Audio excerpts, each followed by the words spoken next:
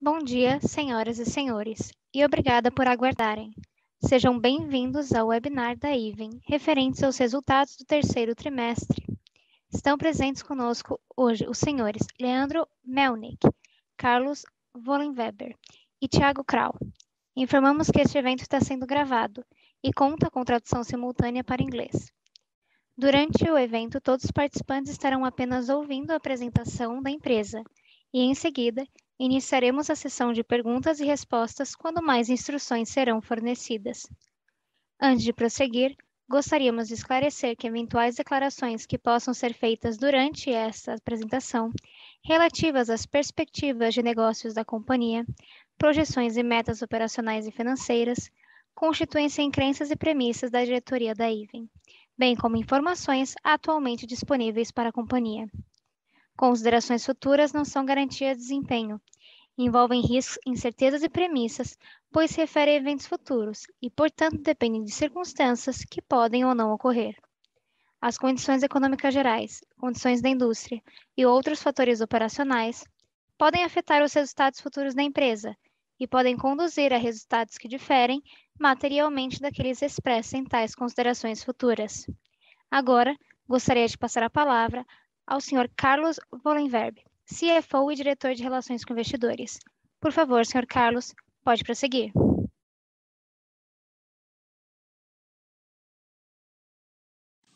Bom dia a todos.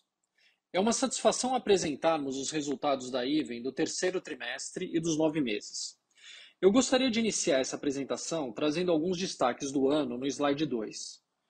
Nos 9 meses, a Iven lançou 13 projetos que totalizaram VGV de 2 bilhões, sendo 1,6 bilhão a sua participação.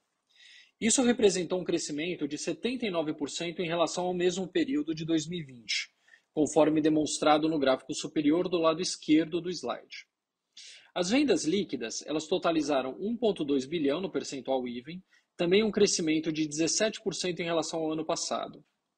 Nosso lucro líquido nos 9 meses foi de 189 milhões, um importante crescimento de 82%, representando um retorno anualizado sobre o patrimônio de 14%, demonstrado no gráfico direito superior do slide. Nós geramos no ano 155 milhões de caixa operacional, pagamos 181 milhões entre dividendos e recompra de ações Iven.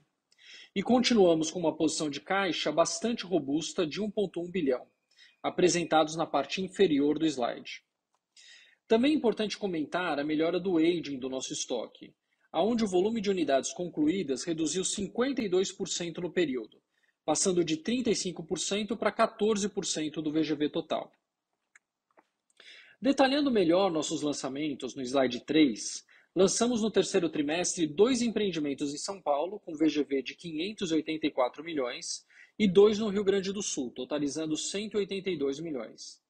A participação Iven no VGV lançado nesse TRI foi de 658 milhões.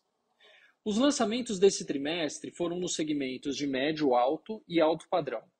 No slide seguinte, nós temos as imagens dos empreendimentos lançados em São Paulo, sendo o Arbo na região do Alto de Pinheiros, um projeto de alto padrão com condomínio clube e também uma solução de home office, e o IB Ibirapuera, um empreendimento com unidades de 1, 2 e 3 dormitórios, voltado para o segmento de médio e alto padrão.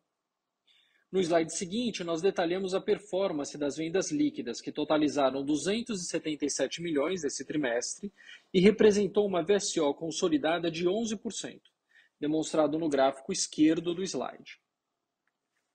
Nesse trimestre, a nossa velocidade de vendas ela foi impactada pela concentração de lançamentos no final do TRI e pela estratégia de buscar preços de metro quadrado mais altos.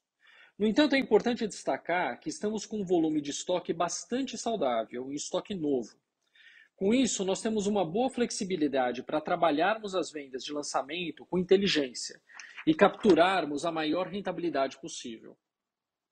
Olhando para os extratos no gráfico ao lado direito do slide, nós reduzimos em 21% o VGV destratado no ano, quando comparado com o mesmo período de 2020.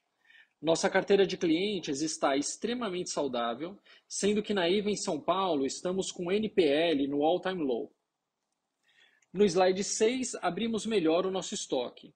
Estamos com estoque total de 2,3 bilhões, aonde das entregas que realizaremos em 2022, 72% já está comercializado e das entregas de 2023, 52% já está vendido, apresentado no gráfico de barras na parte inferior à direita do slide.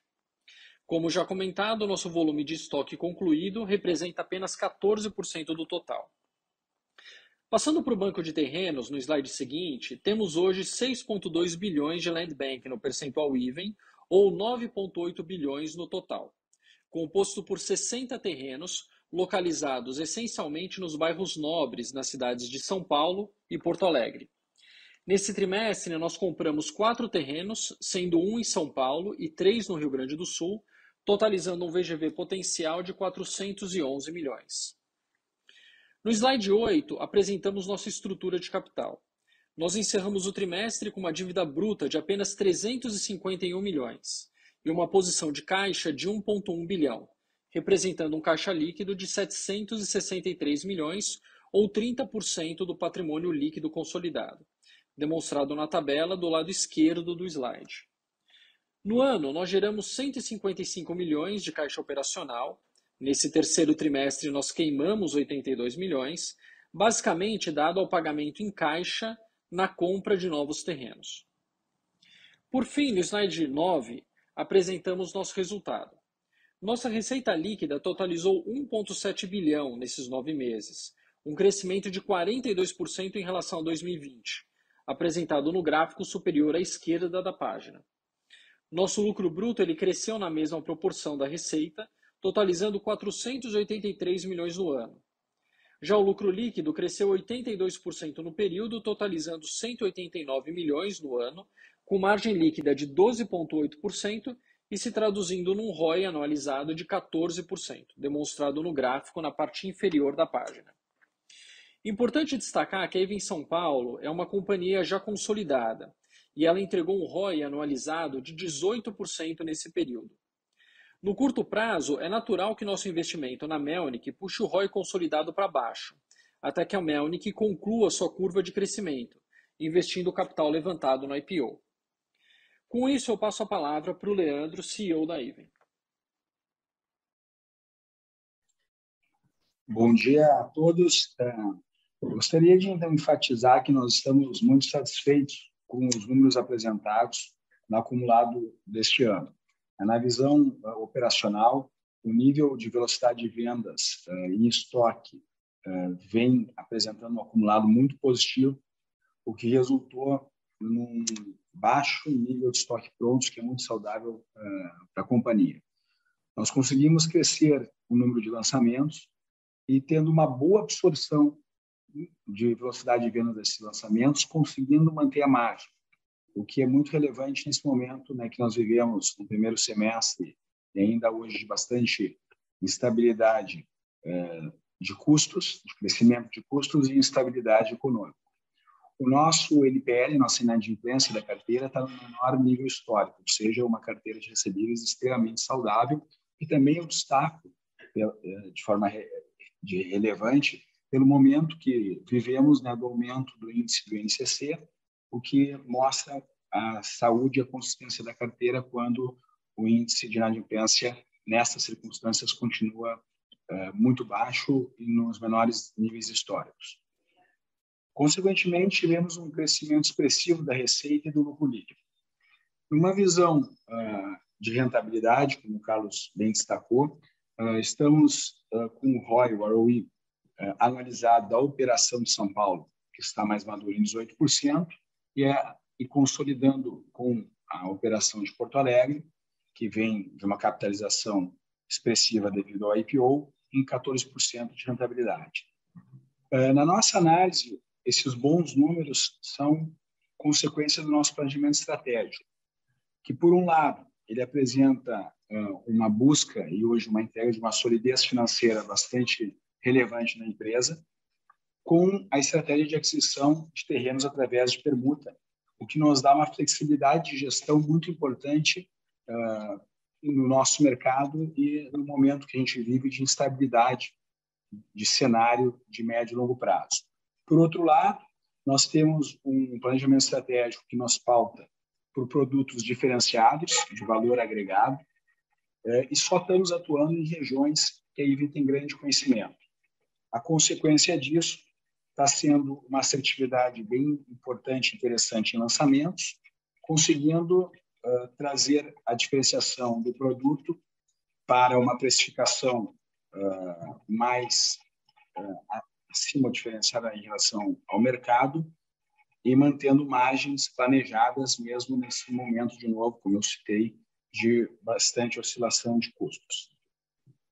De forma geral, esse nosso planejamento estratégico ele nos deixa muito tranquilo e preparados para esse momento que a gente está vivendo. Os lançamentos e a operação com resultados muito positivos, mas com uma visão, né, de macroeconomia com instabilidade, com dificuldade de enxergar como serão os próximos trimestres em termos de economia e também vamos enfrentar agora um ano eleitoral e esse nosso modelo nos permite, então, ter a condição de aproveitar o mercado se ele continuar positivo, como foi nos últimos trimestres, devido ao nosso land bank permutado, ou, eventualmente, se acomodar o nível de lançamento de acordo com o resultado dos empreendimentos que estão em vendas. Então, nós estamos confortáveis, né, com o momento que estamos vivendo e entendemos que o planejamento estratégico da companhia é o que vem ancorando esse resultado. Então, eu ia passar aqui para as perguntas. Obrigada. Iniciaremos agora a sessão de perguntas e respostas. As perguntas podem ser feitas através de áudio, clicando no ícone levantar a mão, disponível na parte inferior da tela. Neste momento, uma solicitação para abrir o microfone aparecerá na tela, e você deverá clicar em desmutar. Para enviar sua pergunta de texto, basta clicar no ícone QA, também disponível na parte inferior da tela, e digitar sua pergunta.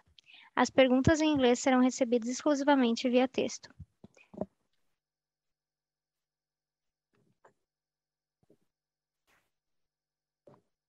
Nossa primeira pergunta vem de Laís Alonso, do Citibank.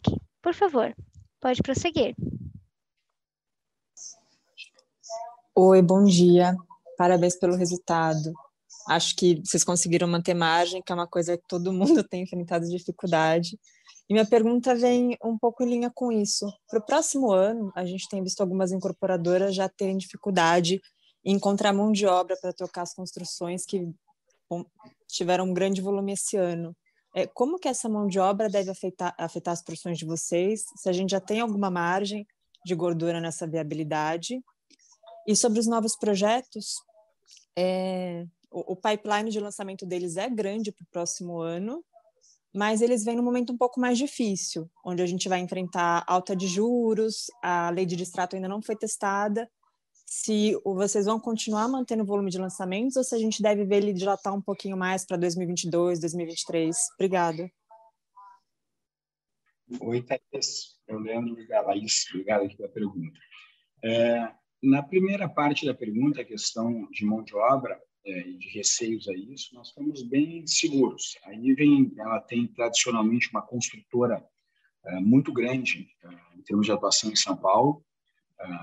Nós sempre tivemos, né, a construção própria e uma estratégia de parceria de longo prazo com os principais fornecedores, tanto de material quanto de mão de obra. Isso é muito importante nesses momentos de oscilação, porque a gente consegue e vem conseguindo até em momentos mais tensos em relação a esse tópico, conservar uma boa segurança, né, de fornecimento tanto de materiais quanto de mão de obras. Nós passamos agora recentemente na parte mais de materiais e suprimentos também por alguma tensão de fornecimento e a gente teve uma boa performance, vamos dizer assim, nesse momento de dificuldade da cadeia produtiva.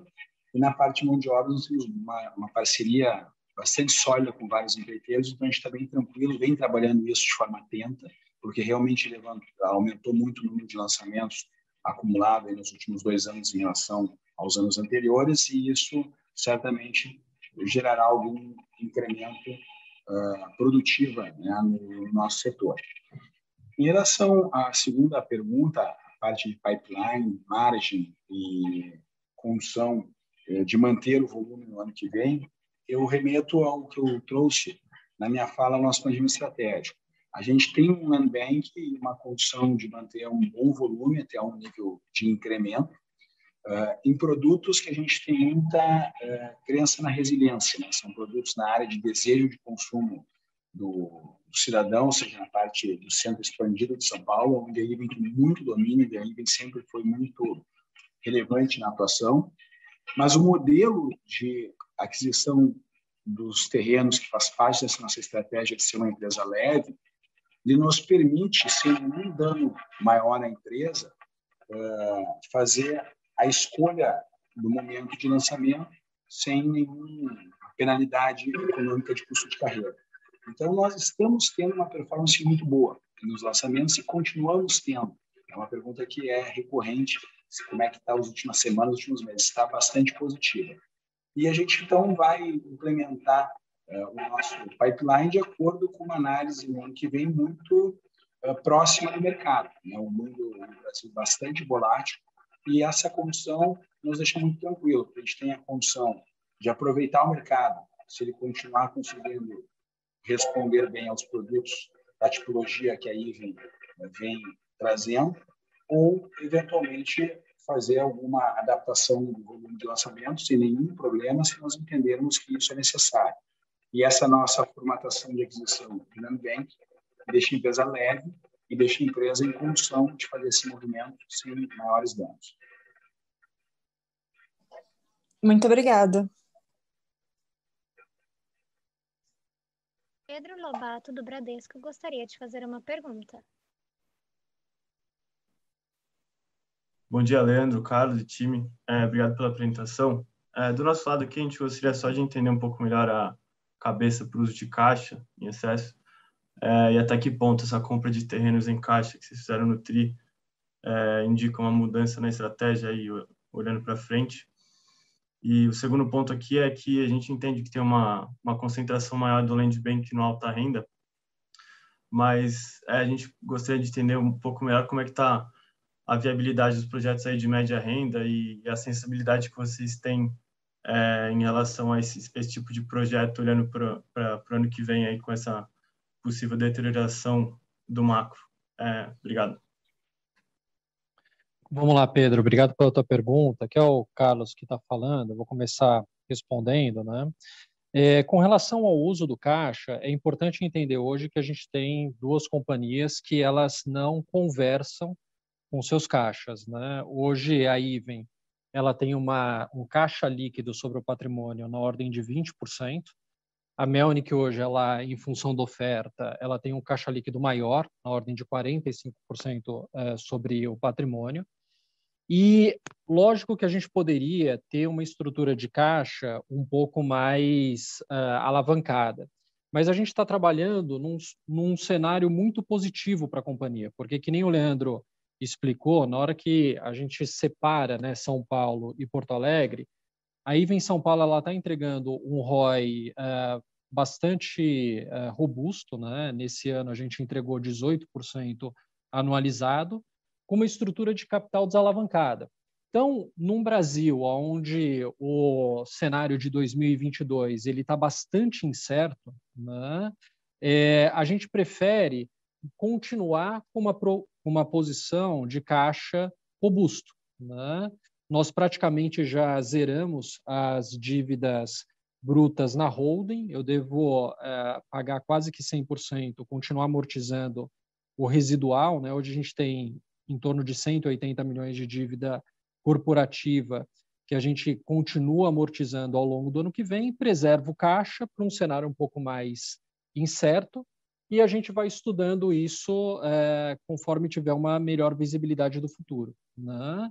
Quando a gente olha a aquisição de terrenos, faz parte da estratégia da Melnick a compra de terrenos com caixa, né, para aplicar o dinheiro da oferta e do caixa que nós consumimos nesse TRI, que foram 82 milhões, a maior parte, né, 52, veio da Melnick, né, que foram a compra de 3 terrenos e o pagamento de terrenos já adquiridos.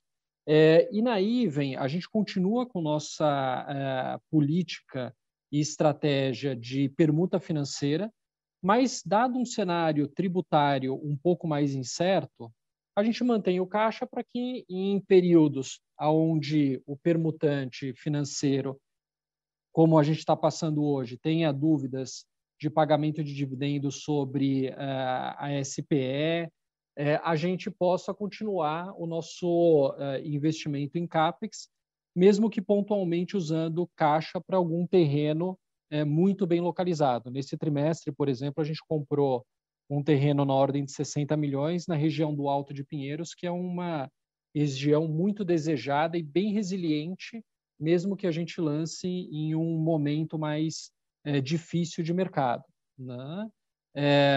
Então, é isso. A gente continua com uma estrutura hoje não ideal, né? Mais desalavancado talvez do que o ótimo, mas um cenário interno, num cenário mais incerto para o ano que vem, no nosso negócio, que exige bastante de capital, a gente prefere manter dessa forma, ter maior visibilidade. Pedro, eu vou complementar a tua segunda parte da pergunta e vou de novo trazer a estratégia da empresa, que eu acho que é um ponto muito relevante nesse momento que a gente está vivendo. Se a gente vai conseguir manter margens no médio padrão, ou é a pressão que a gente tem por margem, né, que a gente faz essa pergunta agora nos próximos trimestres, com esse cenário que a gente está vendo mais nebuloso. A gente entende que sim, vamos manter a margem. E por quê? Porque eu volto à estratégia. A Iven está com uma estratégia de muita solidez financeira. A gente já vem tendo essa característica de ter um caixa muito elevado, uma taxa alavancada.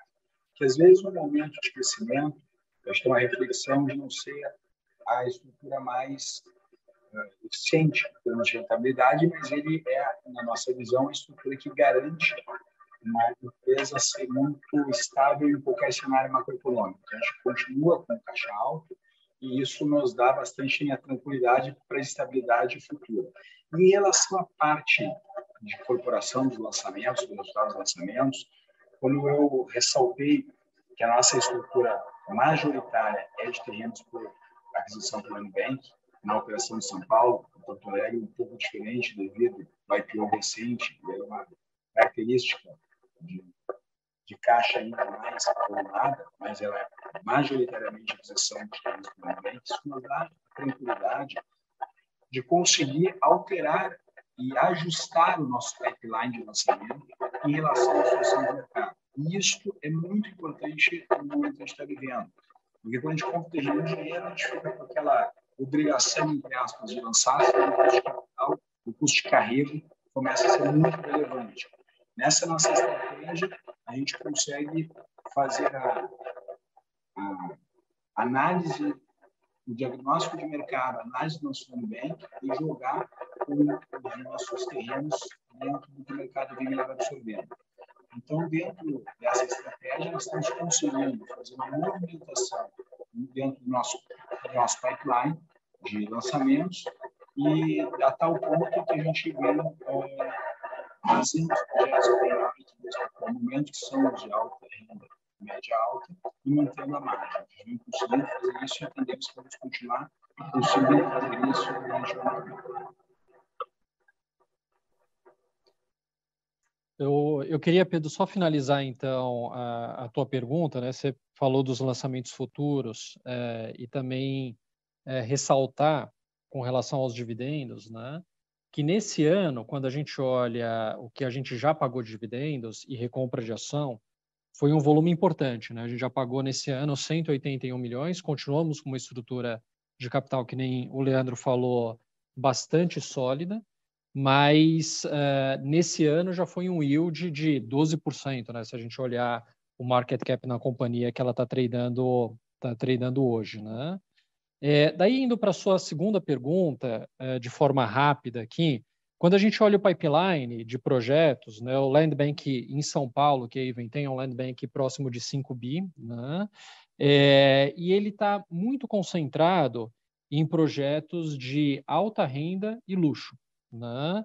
A gente entende que hoje o segmento, né, se a gente fizesse um breakdown dos principais segmentos, a gente pode falar do segmento mais econômico, onde a gente sente mais dificuldade aí de repassar preço e manter margem, né? O segmento para investidores, né, que hoje, em função do aumento de taxa de juros, é um segmento que a gente olha com mais cuidado, e o segmento de alta renda e luxo tem se mostrado bastante resiliente, tanto por uma demanda ainda forte, como a gente conseguindo repassar preço muitas vezes acima do INCC, porque é um produto desejado, a gente consegue colocar muito atributo diferencial no nosso produto, isso que a gente tem visto nos lançamentos recentes, como o Arbo, que a gente lançou aqui no Alto de Pinheiros, como o Portugal, que a gente lançou nesse trimestre também, que foi um sucesso de vendas, né?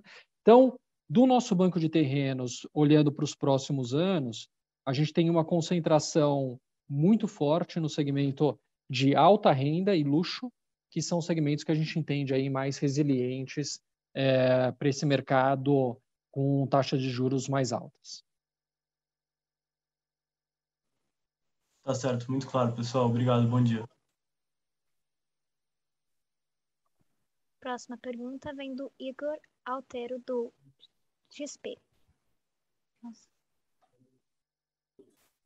Bom dia, pessoal. Obrigado pela apresentação. Minha pergunta aqui mais com relação à dinâmica de VSO, né, que desacelerou um pouco nesse trimestre, né, contra o trimestre passado. Se vocês estão vendo isso como uma tendência, né, o mercado esfriando um pouquinho assim do lado da venda, e como é que vocês estão pensando a questão entre VSO, trade-off, né, entre VSO e margem, né? Se puder falar como vocês têm conseguido repassar preço, né? Também acho que seria legal até onde vai o affordability do cliente, né? Até quanto ele consegue absorver esses aumentos de preço que vocês estão conseguindo fazer. Se pudesse dar esse view também seria interessante. Obrigado. Então, a gente vem trabalhando fortemente esse assunto e nós estamos conseguindo manter um preço mais elevado, que segura a nossa margem dos patamares que a gente entende adequado, sem ter um problema tão acentuado na VSO. Então, essa dinâmica, né, de VSO e preço, ela combina com o que eu coloquei anteriormente, que é o tipo de produto que está levando ao mercado.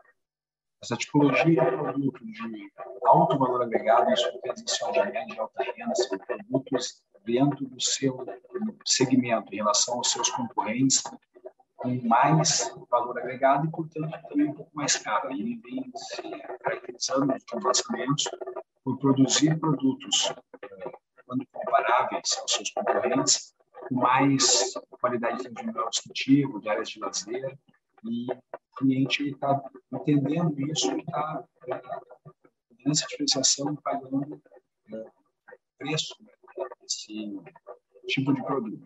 E esse tipo de produto ele é um pouco mais resiliente. Em momentos desses, porque conversa com o comprador que tem um desejo de consumo. E o desejo de consumo ele não está limitado ao bolso. Claro que tem uma relação com o que ele pode pagar, mas ele tem alguma elasticidade quando ele compra o produto que ele realmente quer consumir. Então, essa é a estratégia de fazer produtos mais fortes em termos de qualidade, conseguir fazer com que o nosso cliente próspero entenda que o nosso produto que ele quer consumir está pagando um pouco a mais e a gente está conseguindo ter um VSO adequado, não buscando uma VSO exclusiva, e mantendo uma margem boa. Então, nesses últimos meses ou últimas semanas, sem estabilidade no mercado mais rápido, de redução do nosso setor, a gente vem conseguindo lidar bem com esse processo e a gente acha que a gente também vai continuar tendo essa função de manter a nossa margem de planejamento sem ter um problema de pessoal. Podemos conversar com amigos que são pessoal, tem uma necessidade de caixa de conversa de capital e ter necessidade de fazer uma busca de pessoal mais agressiva, cedendo o preço.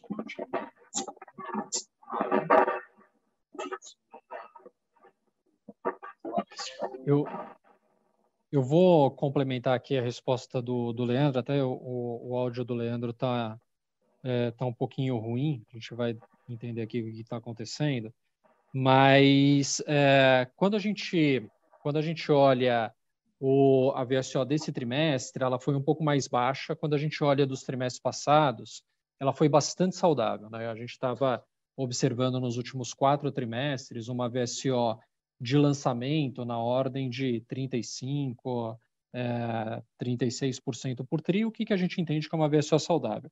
Eu gostaria de conceituar 2 pontos, né? Primeiro, quando a gente olha a qualidade do nosso estoque, se a gente tirasse uma foto do estoque da companhia há 2 anos atrás, a gente tinha metade do nosso estoque, né, praticamente R$1 bilhão em estoque concluído. Hoje, o volume de estoque concluído ele é muito baixo, ele é 14% do total. A gente entende que o ideal talvez seria na casa de 10%, né, que são aqueles clientes que acabam não conseguindo financiamento na data da entrega. Então, a gente está muito próximo de um volume de estoque concluído no nível ideal, né? E o estoque nosso total, que compreende aí 2,3 bilhões, ele é um estoque muito novo, ele é um estoque de produtos que foram lançados aí ao longo dos últimos 2, 3 trimestres. Então, é um estoque bastante novo, muitos deles ainda com stand de vendas, outros que estão começando a construção. Isso nos dá um bom tempo para trabalhar o preço, que era justamente o que o Leandro estava dizendo, né? A gente passou por os últimos 12 meses com uma inflação no nosso custo de construção na ordem de 12%, a gente precisa repassar esse preço para sustentar a margem. Na primeira pergunta, a Thaís trouxe esse ponto, isso é fundamental para a companhia, a gente sustentar a margem. Então, a gente está no melhor dos mundos, a gente está num momento com estoque muito baixo que nos dá tempo e prazo para trabalhar a venda ao longo da construção do empreendimento e terminar a obra com ele praticamente todo vendido, né? E sustentar a margem desses projetos. Outro ponto que levou a nossa VSO para baixo, e esse foi o ponto principal, foi a concentração dos lançamentos no final do trimestre, né? A gente lançou 4 produtos, 2 em São Paulo e 2 em Porto Alegre. Um de São Paulo foi lançado no último final de semana do TRI, né, que foi o IB Ibirapuera, próximo lá do parque, e o Art Country Club em Porto Alegre, que é um produto de alto desejo, também foi lançado no finalzinho do trimestre. A venda desses dois está hoje bastante saudável e em linha com o esperado, né? Também agora no 4º trimestre nós já lançamos um produto no Brooklyn, né, que é um empreendimento que tem um VGV grande, ele está indo com uma velocidade de vendas muito boa. Então, é um produto voltado também para o segmento de alto padrão, né, que é o que a gente comentou como sendo mais resiliente. Então, nós estamos confortáveis com a VSO e, eventualmente, trabalhar com uma VSO um pouco mais baixa, mas garantindo aí a rentabilidade dos nossos projetos, que a gente entende que, na micro-região que a gente lança, são os melhores produtos. Obrigado, tá ótimo, Carlos. Obrigado, Leandro. A próxima pergunta vem do Daniel Gasparetti, do Credit Suisse. Por favor, pode prosseguir. Bom dia a todos, obrigado pelo call. São 2 perguntas. A primeira, só sentir um pouco com vocês, como é que vocês estão vendo a demanda agora em outubro, se vocês continuam sentindo por parte do mercado como um todo, não exclusivamente no segmento de luxo, uma desaceleração. E a segunda pergunta seria mais a respeito de aumento de juros, se vocês acreditam que nas conversas que vocês têm tido com os bancos, se ainda existe um potencial para mais novos aumentos de taxa de financiamento. É isso, obrigado e bom dia. Oi, Gasparetti. Aqui é o Carlos. Obrigado pela tua pergunta. Primeiro, com relação à demanda, né, a gente tem uma leitura bem clara da segmentação do mercado, né? São Paulo, nos últimos 3 anos, vem lançando bastante unidades, tanto compactas como de 2 dormitórios, né? Quando a gente lança esse produto onde o affordability do cliente ele é mais relevante, a gente já sente, tanto pela condição de financiamento um pouco mais cara, né? E, de novo, quando a gente muda aí 1 ponto percentual nos juros do financiamento do cliente, isso representa, na média, 7%, né, da PMT que ele paga.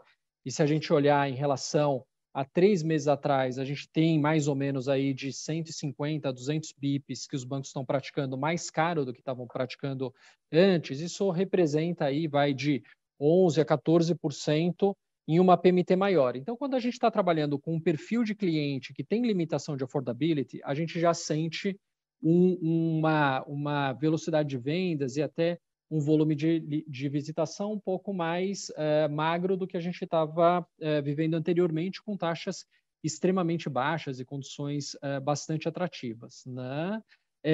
O lado bom é que, quando a gente olha o banco de terrenos da Even, como que eu já comentei, em São Paulo a gente só tem hoje um terreno, né, um produto para ser lançado no segmento de entrada.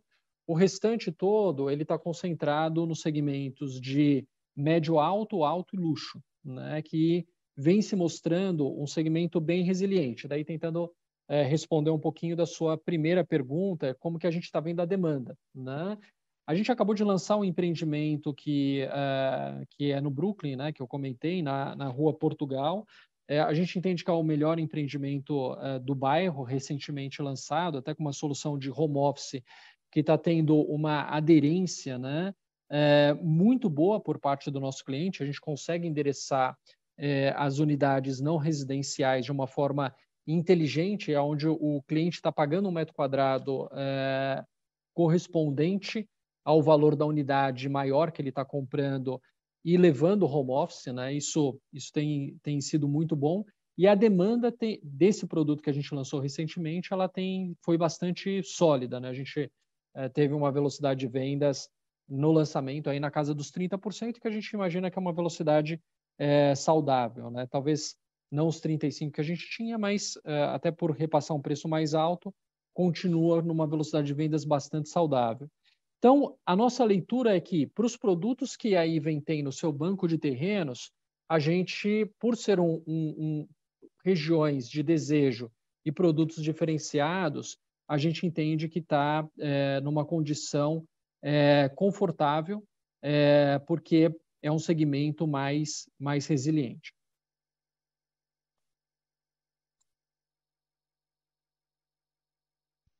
Excelente, Carlos. Se pudesse comentar, por favor, somente a respeito da taxa de financiamento, se você acha que ainda tem espaço para subir mais? Vamos lá. É difícil falar se a taxa de financiamento vai continuar subindo, né?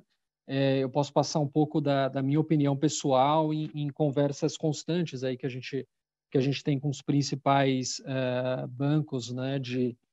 Principalmente de grandes carteiras de poupança, né? A taxa de juros, ela continuando a subir, né? E a gente já vê uma sinalização um pouco acima aí de dois dígitos, né? Para os juros, eu acho que é natural que o financiamento do cliente na ponta ele ainda tem espaço para subir um pouco mais. Eu não acredito que o financiamento do cliente vai voltar a ser 2 dígitos, mas ele deve ficar muito próximo disso no final do ciclo, né? De novo, né, o maior impacto vão ser para os produtos que estão sendo entregues, né, agora, talvez não dos lançamentos, porque a gente já deveria enxergar ao longo do período de construção talvez uma taxa de juros no futuro um pouco melhor, mas das entregas que a gente vai fazer, esse é um ponto importante, né? Mas a gente deve ser a Selic continuando a subir, como a taxa futura ela sinaliza. Eu acho que ainda tem um espaço aí de entre mais 100 a 200 bips aí para os bancos aumentarem o seu custo de financiamento. Excelente. Muito obrigado, Carlos. Bom dia a todos. A próxima pergunta vem do senhor Elvis Credendino, do BTG Pactual. Por favor, pode prosseguir. Boa tarde, Leandro, Carlos, Thiago. Tem uma pergunta aqui do meu lado sobre competição, né? Se vocês puderem comentar Como que vocês estão sentindo a competição nas regiões que vocês estão lançando os projetos mais recentemente? Como que vocês estão vendo as estratégias de precificação desses concorrentes? E se isso é algo que preocupa vocês ou acham que o mercado está reagindo de uma maneira mais racional a esse momento? É isso, obrigado. Oi, Elvis, tudo bem? A gente está vendo o mercado vindo com um ritmo mais competitivo em termos de lançamentos, e nós estamos agora já interpretando que vai baixar um pouco o nível de intensidade de lançamento de mercado. Nós estávamos comentando agora há pouco, respondendo as prédios. Então, a gente já começa a ver um arrefecimento do nível de competição, tanto na parte primária de aquisição de terrenos, que é muito sensível a essa cultura dos incorporadores como um todo, no cenário macro, e também na área de lançamentos, sendo que a gente montou uma estratégia de tipologia de produtos, podemos sair um pouco do produto mais fácil, complexo da aquisição do terreno, mas também mais residente, até porque ele é menos ofertado, que são os produtos de média alta, grandes terrenos que permitem uma grande infraestrutura. Esses lançamentos nós estamos lançando um projeto de infraestrutura, grande maioria, por exemplo, no estado de Direito, são verbas grandes e regiões geográficas difíceis esse tipo de terreno, que permite produtos que fogem um pouco da concorrência.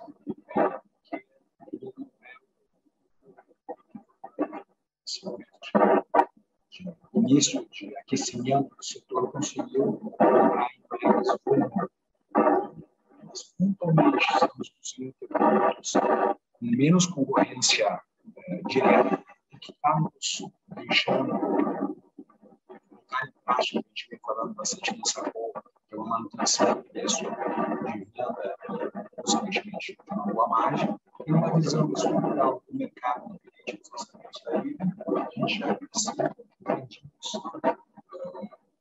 nível de concorrência, principalmente nessa parte inicial de terrenos e nível de lançamento. Eu vou complementar a resposta do Leandro, até pela qualidade do som, que a gente ainda está tentando ver aqui. Mas vamos lá.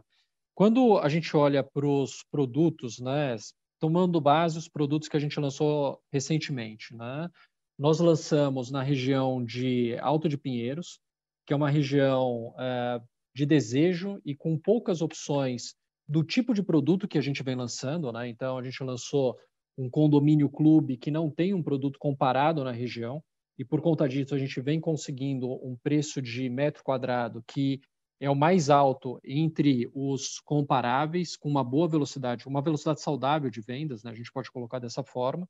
E olhando para o ano que vem, quando a gente olha o pipeline da companhia, a gente tem um pipeline e um nível de VGV para ser lançado bastante robusto.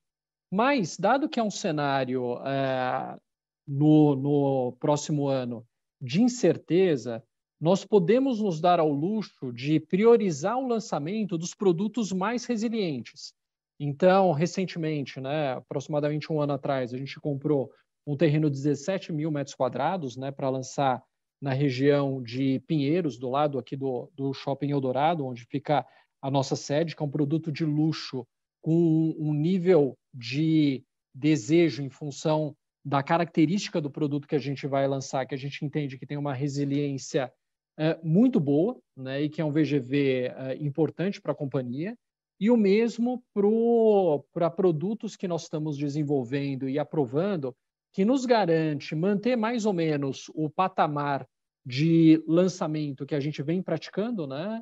Praticamos esse ano, basicamente, e a gente imagina manter essa mesma velocidade em produtos e empreendimentos num segmento que tem uma resiliência mesmo num mercado um pouco mais difícil, né?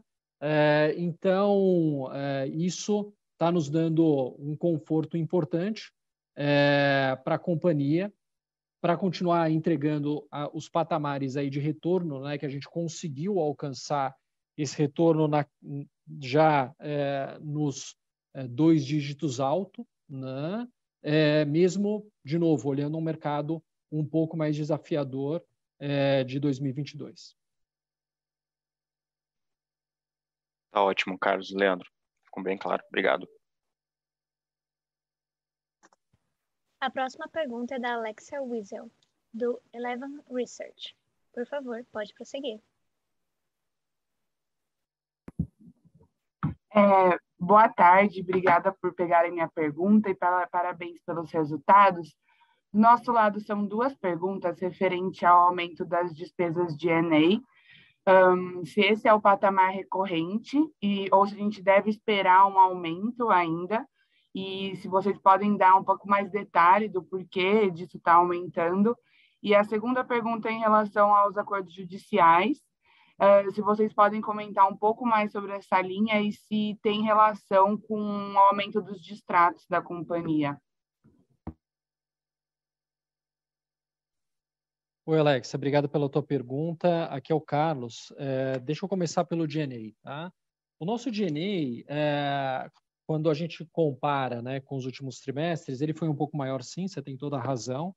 Ele foi 2 milhões aproximadamente maior que o trimestre anterior. Tá? A gente não enxerga aumentos de G&A olhando daqui para frente, né? Até por conta da gente estar mais cauteloso, não tem sentido a gente cresceu o G&A, principalmente olhando a configuração mais consolidada da operação de São Paulo. Tá? Esse aumento pontual ele veio por 2 motivos. Tá? Nós temos uma previsão de resultado para esse ano de 2021 boa, né? A gente deve bater praticamente aí 100% das metas da companhia, ou próximo de 100% nesse ano, e a gente reforçou a provisão do incentivo de curto prazo da companhia, né? Dado que no primeiro semestre a incerteza da gente conseguir bater as metas do ano era muito maior em função da segunda onda do Covid, quando a gente teve maior visibilidade do resultado para esse ano consolidado, nas metas de curto prazo, a gente reforçou um pouco a provisão de ICP, é isso que fez parte desse aumento. Tá? E a outra parte foi pela tranche anual que nós fazemos de incentivo de longo prazo para os gerentes da companhia. Né? Então, isso também teve um impacto num volume maior de provisão de incentivo de longo prazo, que são metas hoje que estão atreladas muito ao retorno da companhia. Né? O incentivo de longo prazo ele só vai ser pago, né? Ele tem um período de vesting de 3 anos. Quando nós medirmos daqui 3 anos esse retorno da companhia e ele tiver num patamar bastante saudável. Né? Esse é o principal indicador do pagamento em ações. Tá? Então, esse foi o motivo da variação, mas a gente não enxerga crescimento de G&A. Tá? Falando um pouquinho sobre gastos tributários, eles foram um pouco maior, de fato, nesse trimestre. O que nós estamos fazendo já ao longo desse ano, né, e principalmente nos últimos 2 trimestres, de uma forma um pouco mais acentuada, a gente tem intensificado o número de negociações com contraparte, né, de modo que a gente acelere a resolução dos casos do nosso passivo.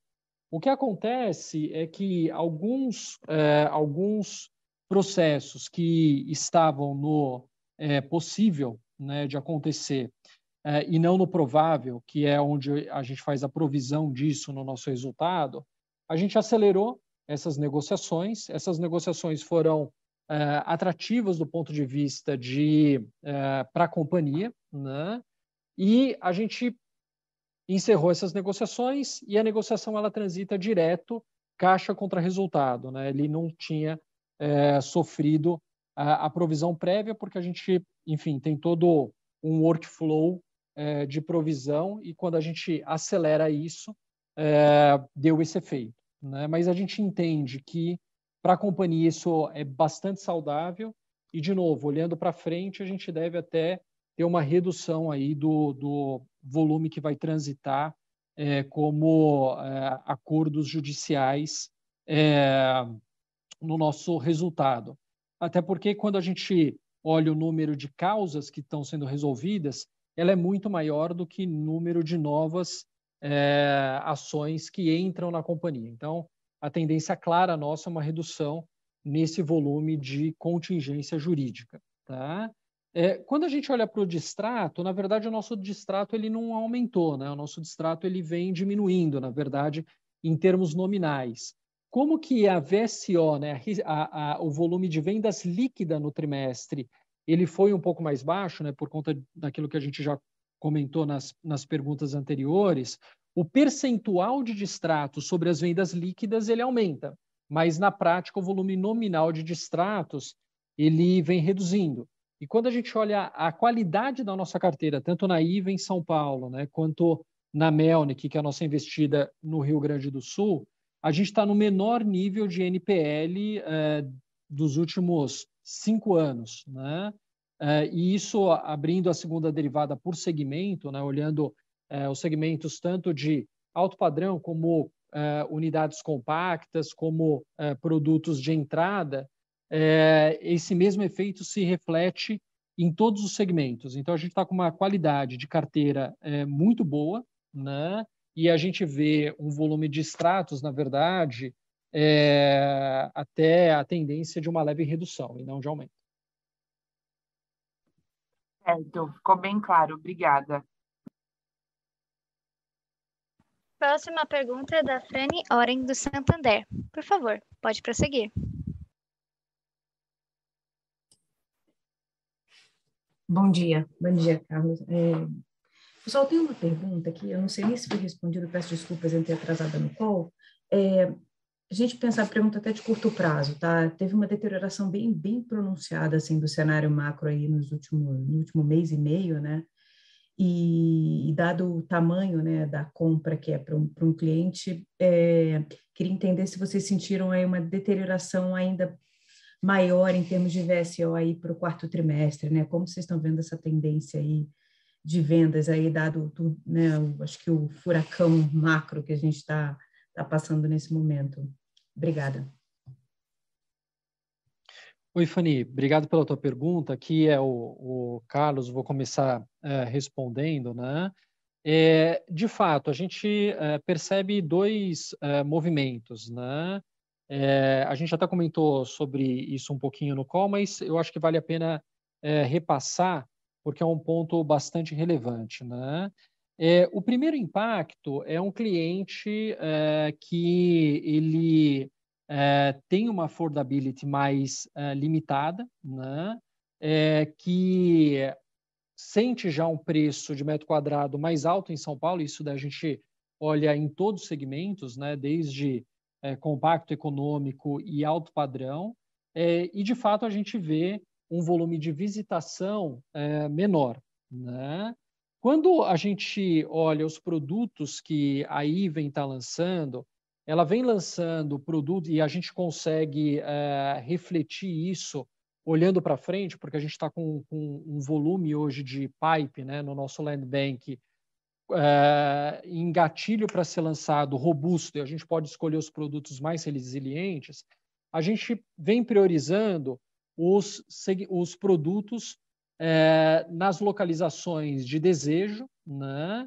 Aonde a configuração do produto, por a gente estar lançando um produto que entendemos que na microrregião é o melhor ou um dos melhores, e se a gente olhar o volume de estoque em São Paulo, né, pelo lançamento dos últimos 3 anos, se lançou muito pouco e a absorção foi muito boa, até por restrições de zoneamento, né, do produto maior, aquele produto de 200 metros quadrados, de alta renda, a gente vê ainda uma demanda forte nesse segmento. Então, a gente continua observando nos nossos estandes o volume de visita sólido, em linha com o que a gente vinha observando 2, 3 trimestres atrás, e um cliente muito propenso a comprar aquele produto, porque ele quer mudar para aquela região, ele quer mudar para um produto de alto valor agregado, ele quer ir para um condomínio clube, ele quer ter uma solução de home office, mudou a vida dele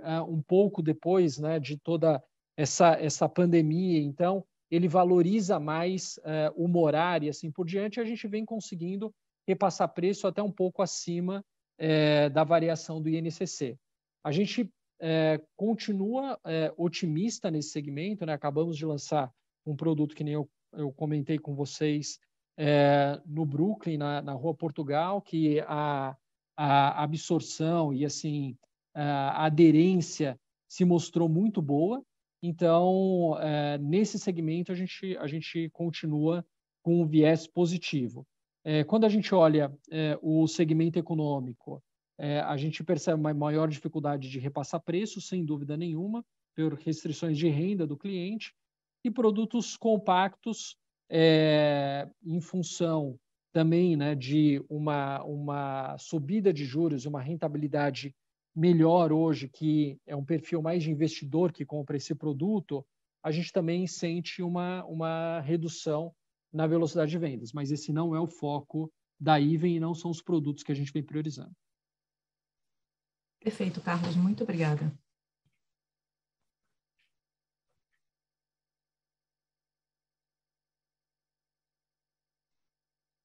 Perfeito, Carlos, muito obrigada. Encerramos nesse momento a sessão de perguntas e respostas. Gostaria de passar a palavra ao Sr. Carlos para as considerações finais. Bom, primeiro eu queria agradecer a participação de todos na nossa conferência, né? Nós estamos bastante orgulhosos com a evolução do resultado e melhora de rentabilidade, retorno, pagamento de dividendos que nós estamos conseguindo entregar aí para os nossos acionistas, né? Então a gente agradece muito a participação de vocês nessa conferência, estamos 100% à disposição, principalmente o Leandro, onde é importante ele passar toda a parte estratégica da companhia, ficou com o áudio um pouco prejudicado nessa conferência, ele está 100% à disposição, caso vocês queiram fazer algumas perguntas, algum call, fiquem à vontade para nos ligar, e será um prazer aí revê-los na nossa próxima teleconferência. Obrigado. O webinar da Even está encerrado. Agradecemos a participação de todos. Tenham um bom dia.